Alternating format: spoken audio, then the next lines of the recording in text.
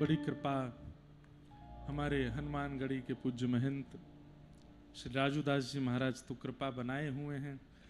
देखो प्रेम कैसा होता है। हमने महाराज जी से कहा, महाराज जी हम अयोध्या आ रहे हैं, और पिछली बार लाल जी का उत्सव था तो समय ही नहीं मिला, कहीं नहीं जा पाए हम।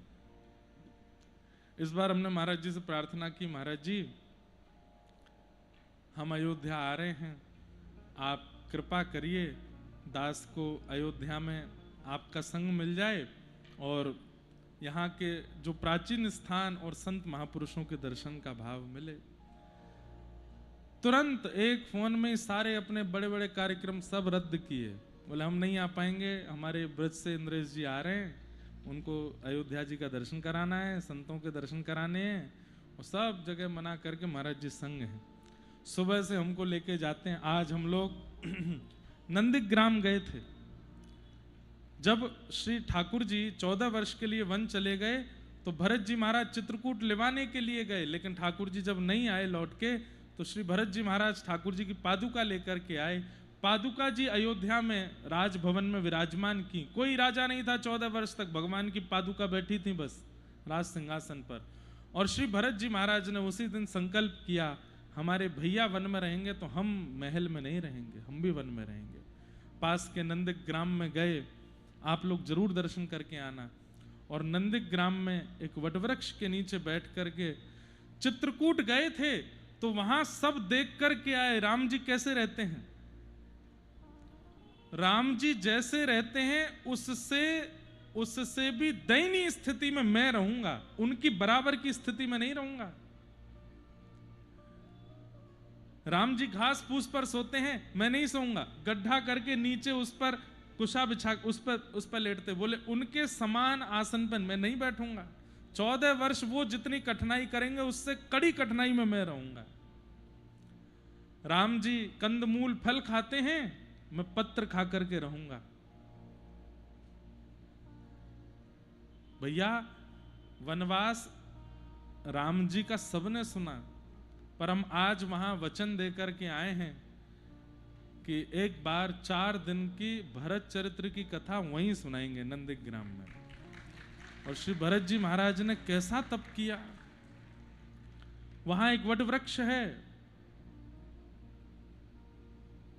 वृक्ष भीतर का पूरा खराब हो गया है, तो बाहर से एक और वृक्ष प्रकट हो गया अपने आप ही, और भीतर के खराब वृक्ष को ऐसे लिपेट करके ऊपर तक हरा भरा कर दिया है।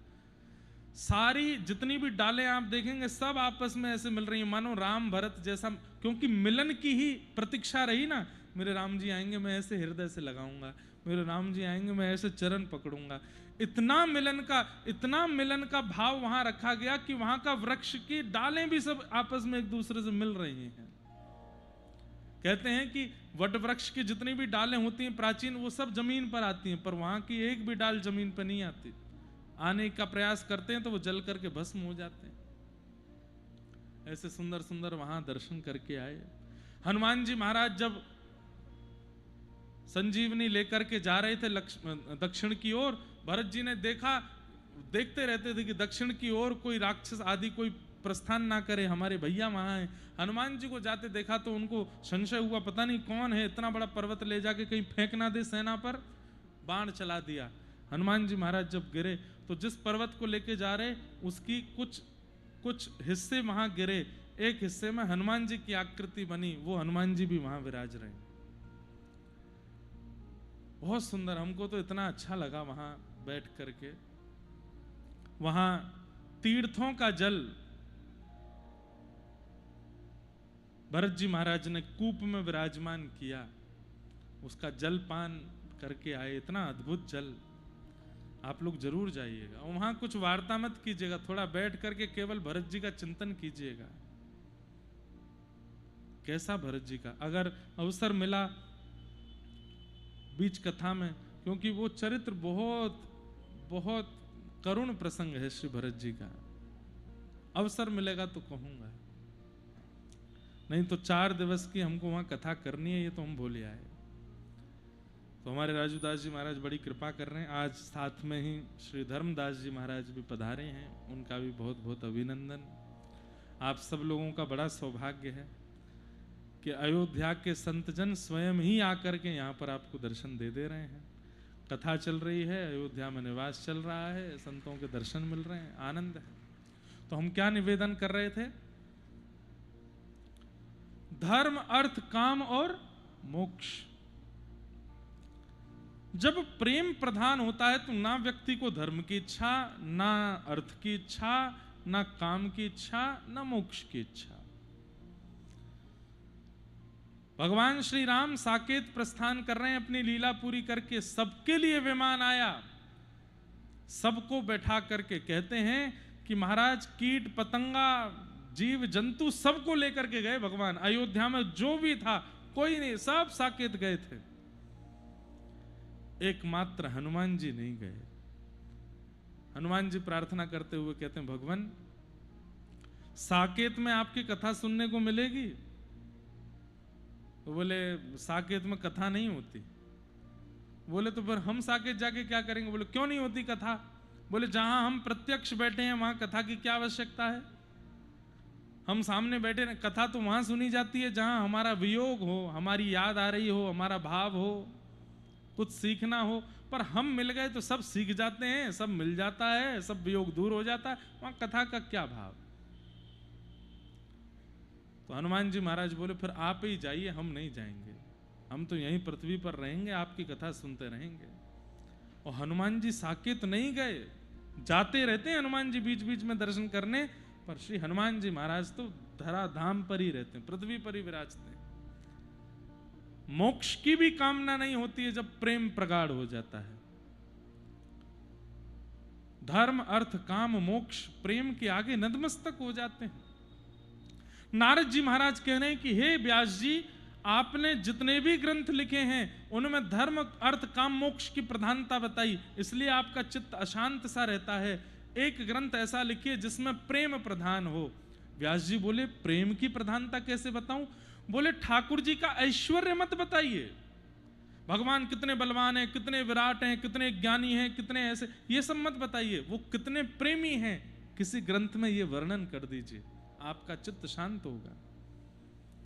न यद्वचश्चित्र पदम हरेर्यशो जगत पवित्रम प्रगणित करहिचित् तद्वायुषम तीर्थ मुशन्ति मानसा न यत्र हंसा निर्मन्यु शिक्षया। जो प्रेमी हैं उनके लिए तो कुछ लिखिए। एक कथा हम सुनाते हैं कि कर्मा बाई, नाम तो सबने सुना होगा। कर्मा बाई रोज सुबह सुबह खिचड़ी बनाती और जगन्नाथ महाप्रभु दौड़ के आते उसकी खिचड़ी खाने। कहते हैं कि कर्मा बाई जल्दी के कारण स्नान भी नहीं करती, और जब पहली बार घटना घटी कर्मा बाई के साथ तब तो और ही अद्भुत थी। पिताजी कह के गए कि ठाकुर जी का भोग लगाना, बिना भोग लगाए तुम मत पाना। तो बिना नहाए धोए कर्मा बाई ने खिचड़ी बनाई, दांतुन करते करते बना रही थी तो लगा कहीं जल ना जाए, तो दांतुन के पिछले भाग से चला दी खिचड़ी, और उस खिचड़ी को खाने महाप्रभु जगन्नाथ दौड़ के आए। एक बार किसी महात्मा ने कर्मा बाई से कहा, कर्मा ये तुम्हारे पूर्व जन्म के पुण्य हैं कि ठाकुर जी तुम्हारी अपवित्र स्थिति में भी तुम्हारी खिचड़ी खा जाते हैं। कर्मा बाई बोली तो बोले जिस दिन पूर्व जन्म के पुण्य खत्म होंगे तुम खिचड़ी बनाती रह जाओगी, ठाकुर जी नहीं आएंगे। कर्मा बाई रोने लगी, ऐसा मत करिए, ऐसा कोई उपाय बताइए कि ठाकुर जी कभी आना बंद ना करें।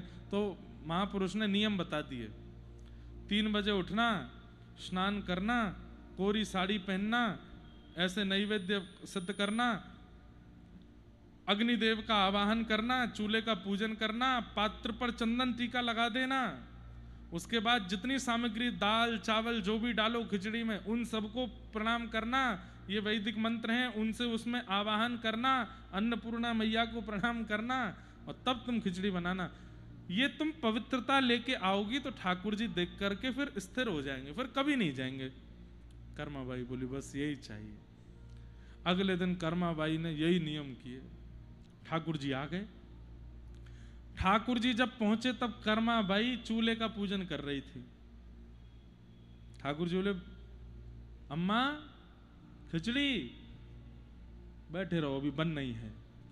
चंदन लगा रही हैं, कभी कोई मंत्र बोल करके चावल डाल रही है, कोई मंत्र बोल के उसमें दाल डाल रही हैं, कोई मंत्र बोल के उसमें नमक पधरा रही हैं, हल्दी पधरा रही हैं। ठाकुर जी थोड़ी पे हाथ धर के बैठे, मैया समय हो गया मंगला का, मुझे जाना है, मंदिर में घंटे घड़ियाल बज रहे हैं।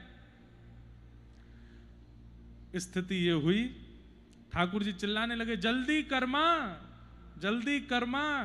तभी नाम उनका कर्मा पड़ा, जल्दी कर। और वो इतने धीरे धीरे सब बनाती जा रही मंत्र बोल बोल के। उस दिन बिना खिचड़ी पाए ठाकुर जी चले गए। जब खिचड़ी बन के तैयार हुई ठाकुर जी जा चुके थे। कर्मा बाई बोली ये क्या हुआ, मंदिर गई लड़ने ठाकुर जी से, आप क्यों चले आए?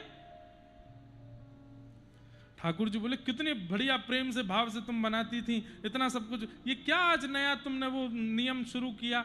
बोले मुझे सब पता है, मेरे पुण्यों के कारण आप आ रहे थे, अब मेरे पुण्य क्षीण हो रहे थे, मेरे को एक महात्मा ने बताया ये नियम से स्नान ध्यान करके बनाओ। तब ठाकुर जी बोले नियम उनके लिए हैं जिनके चित्त में प्रेम नहीं है कर्मा। जो प्रेम शून्य है उनको नियम करने की आवश्यकता है। तू तो प्रेमी है, तुझे नियम की क्या आवश्यकता? तेरे लिए कोई आवश्यकता नहीं है। और सही बात है ये, जिनके चित्त में नियम प्रेम नहीं है मतलब वो अपवित्र है, इसलिए उनको नहाना भी पड़ेगा, उनको संध्या वंदन भी करनी पड़ेगी, उनको तीर्थों के जल भी पीना पड़ेगा, उनको पंचगव्य भी पान करना पड़ेगा। पर जिनके चित्त में प्रेम नीर बहता है उनका चित्त तो परम पवित्र है, उनको किसी की आवश्यकता नहीं है।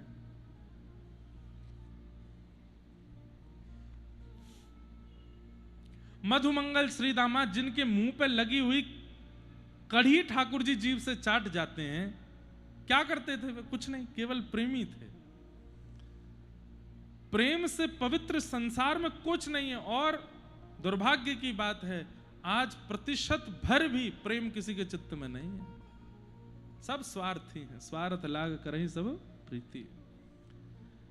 बस ये प्रेम हमारे चित्त में आ जाए इन कथाओं से, तब ठाकुर जी प्राप्त हो जाएं।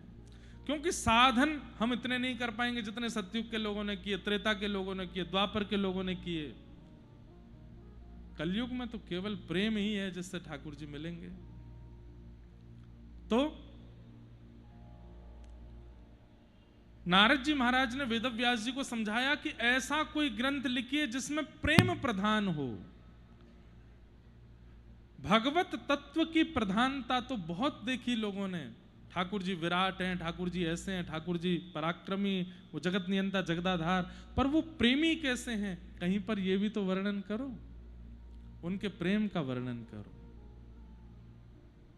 वो कैसे गोपियों के यहां जाकर के माखन चुरा लेते हैं, कैसे ग्वाल बालों के संग मधुर मधुर लीला कर लेते हैं, कैसे कभी किसी गोपी के कहने पर, अरे क्या रसखान जी का ये वाक्य सबको याद होगा, ताही अहीर की छोहरिया, आगे क्या है,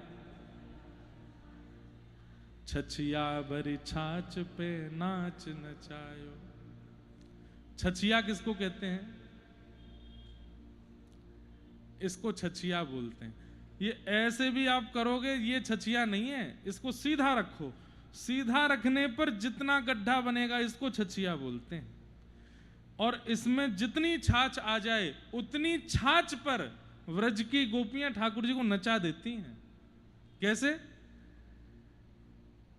यशोदा मैया मटका में जल भरने के लिए जा रही हैं, पीछे पीछे पल्लू पकड़ करके छोटे से गोपाल जी चल रहे हैं। इतने में ही एक गोपी अपने हाथ में 5-10 बूंद छाछ लेकर के और खिड़की से ऐसे बाहर निकालती है, बोले लाला आजा खा ले पी ले। तो ठाकुर जी छछियावर छाछ पे ही रीझ जाते हैं, मैया को पल्लू छोड़ दें वह गोपी के घर में घुस जाएं। गोपी के घर में घुसते गोपी भीतर से किवाड़ बंद करे, चटकनी लगावे। ठाकुर जी के कहाँ है छाछ, छाछ पिवाओ। ठाकुर जी बोले हम बे छाछ पीवे गो गोपी के। अच्छा चल एक काम कर, बोले कहा बंदर कैसे करे लाला, करके दिखाइयो। सो ठाकुर जी बंदर की तरह करते हैं। अच्छा लाला गैया कैसे चलने, चल के दिखाइयो। तो ठाकुर जी गैया की तरह चलते हैं। फिर पूछते हैं कहाँ है छाछ, मुझको छाछ पीनी है। अच्छा लाला नक नाच के दिखा दे। सो ठाकुर जी ठुमक ठुमक के नाचने लगते हैं, फिर रोते हैं, मुझको छाछ चाहिए जल्दी पिवा दे गोपी। लाला एक बार मेरे हृदय पे लग जा, ठाकुर जी हृदय से लग जाए, फिर कहें अब मुंह को छाछ पिवाए दे। अच्छा एक बार यहां अपने अधर को स्पर्श करा दे, ठाकुर जी स्पर्श, अब तो दे दे मुंह को छाछ। बोले अपने दोनों हाथ मेरे सिर पर धर दे, धर दिए गोपी, अब तो दे दे छाछ। बोले मैं ना देरी, चलो जा जा। ठाकुर जी रोते रोते जामे, मैया जे गोपी बहुत खिजायो, ये गोपी मुंह को बहुत खिजामे। रसखान कह रहे हैं ब्रह्मादि देवता चार चार मुखों से स्तुति गाते हैं, ठाकुर जी उनकी तरफ देखते तक नहीं है।